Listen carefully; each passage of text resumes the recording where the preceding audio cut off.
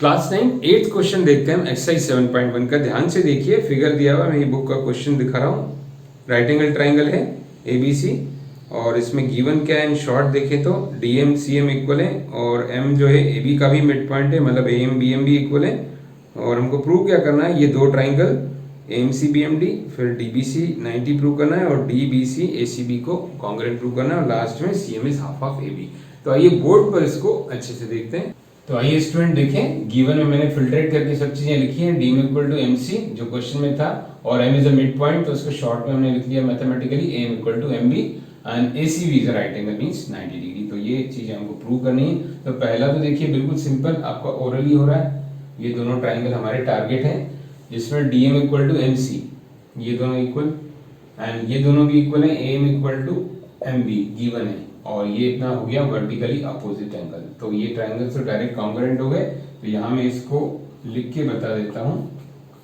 देखिए क्या हमने डिसाइड किया कि एक तो ये लें DM equal to MC, okay student, and दूसरा vertically opposite angle DMB equal to AMC और तीसरा जो हमने लिया AM इक्वल टू MB। इन सब के रीजंस आपको लिखना चाहिए। गिवन ये तो दिया हुआ है और ये क्यों है, क्योंकि वर्टिकली अपोजिट एंगल्स और अगेन दिस इज गिवन। ये दो चीजें गिवन है और ये लॉजिक क्या है, वर्टिकली अपोजिट एंगल जो इंटरसेक्ट लाइन करती है तो आमने सामने के एंगल इक्वल होते हैं। तो हमारा पहला हो गया क्या, triangle AMC congruent to triangle BMD by SAS congruency rule, side angle side.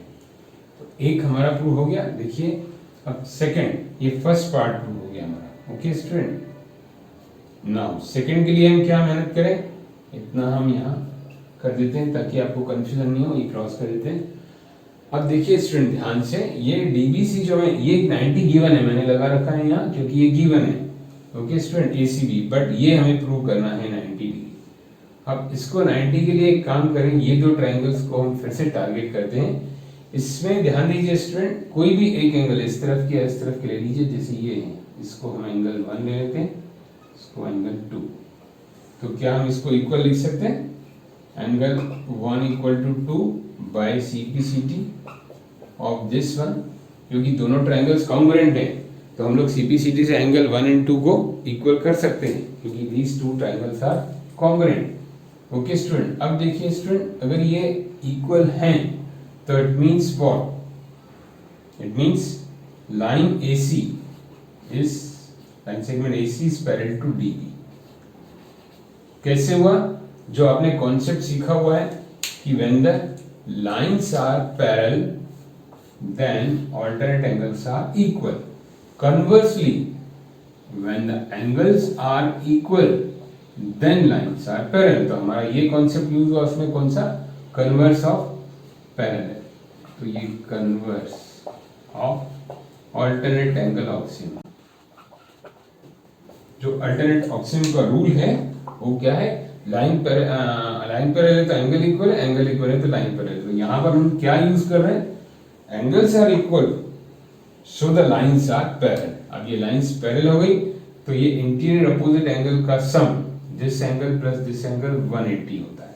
तो हम यहाँ क्या लिखेंगे, angle DBC plus ACB is equal to 180, को इंटीरियर अपोजिट एंगल है ना, सम ऑफ को इंटीरियर अपोजिट एंगल्स।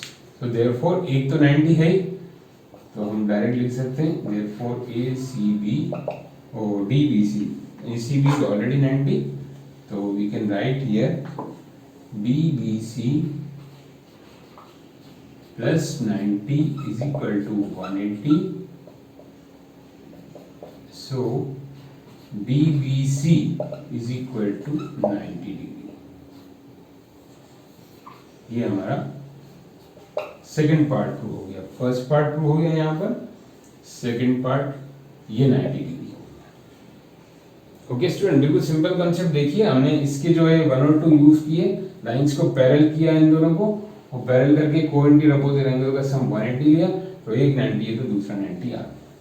चलिए थर्ड पार्ट की तरफ चलें। और स्टूडेंट देखिए थर्ड पार्ट को प्रूव करने के लिए, मतलब DBC, ये जो दिखाया आपको, this is DBC and this is ACB, इनको कॉन्ग्रुएंट प्रूव करना है।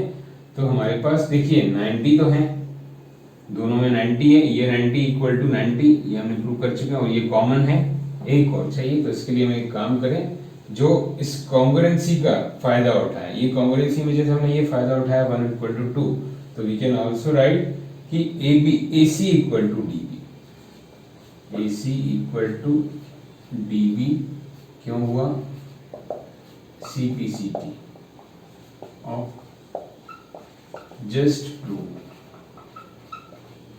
ये जो हमने जस्ट मतलब पहले भी प्रूव किया है उसका CPCT है, जस्ट प्रूव ट्राइंगल्स, जो हमने ये ट्राइंगल प्रूव किया उसका CPCT के कारण ये दोनों साइड इक्वल हो गए। नाउ अब क्या होगा देखिए, इन DBC and ACB, in triangle DBC and ACB, in triangle DBC ACB क्या होगा देखिए, ये हो गया हमारा AC इक्वल टू DB, और ये angle B equal to C 90 degree जो हम कर चुके हैं, एंड BC देखिए BC equal to BC, BC equal to CB, ये कॉमन है सेम बेस है, तो ये ट्राइंगल कॉन्ग्रुएंट हो गए। तो therefore triangle DBC congruent to triangle ACB by SAS, side angle side, ये दोनों साइड इक्वल, क्योंकि हमने इस ट्राइंगल का फायदा उठा के इसको CPCT से प्रूव कर दिया, और ये 90 ऑलरेडी इक्वल है और ये बेस कॉमन, तो ऐसे ऐसे ये ट्राइंगल भी कॉन्ग्रुएंट हो गए। मीन्स हमारा एक और पार्ट हो गया, this is third. Now student see the fourth part is very very easy, CM is half of AB prove करना है हमको, CM is half of AB, मतलब ये CM इसका तो हाफ है लेकिन इसका हाफ है, तो बिल्कुल सिंपल, जैसे हमने ये दो ट्राइंगल देखिए कॉन्ग्रुएंट किए, तो इसकी CPCT से हम क्या लिख सकते हैं, these two triangles are congruent, therefore इसकी side AB equal to CD, we can write that CD equal to AB, why, वही सेम रीजन कि CPCT of just prove triangles, just prove triangles लिख सकते हैं कि ये दो ट्राइंगल्स हैं, इनकी CPCT के कारण, पहले बड़े ट्राइंगल थे तो हमने ये साइड का यूज किया, अब ये वाला है तो इसका यूज कर रहे हैं। नाउ CD, अब दोनों तरफ में हाफ ऑफ कर दूं तो क्या होगा देखिए, half of CD equal to half of AB। अब हाफ ऑफ CD क्या होता है, हाफ ऑफ CD क्योंकि M मिड पॉइंट है तो हम CM लिख सकते हैं, हमें CM की जरूरत है। आगे चल के आपसे चेंज करके दे दिया जाए DM तो आपको कंफ्यूज होने की जरूरत नहीं है कि तो हमने CM पढ़ा था, DM भी सेम काम करेगा जो CM करेगा, बिकॉज बोथ आर इक्वल, तो it can be asked in the examination. तो CM, half of CD CM and half of AB is it is रहने, क्योंकि हमें प्रूव करना है हाफ ऑफ AB, तो हमने दोनों को इक्वल प्रूव किया बाय CP से, दोनों तरफ हाफ ऑफ किया, तो CD का हाफ CM और AB as it is half of AB, तो हमारा फोर्थ पॉइंट भी ये प्रूव हो गया। तो स्टूडेंट नेक्स्ट लेक्चर में हम लोग एक्सरसाइज 7.2 स्टार्ट करेंगे, तो रेगुलरली पूरे वीडियो ध्यान से देखिएगा, और फिर से मैं बताऊं कि हर प्रूफ क्वेश्चन में से भी MCQ निकल के आ सकता है।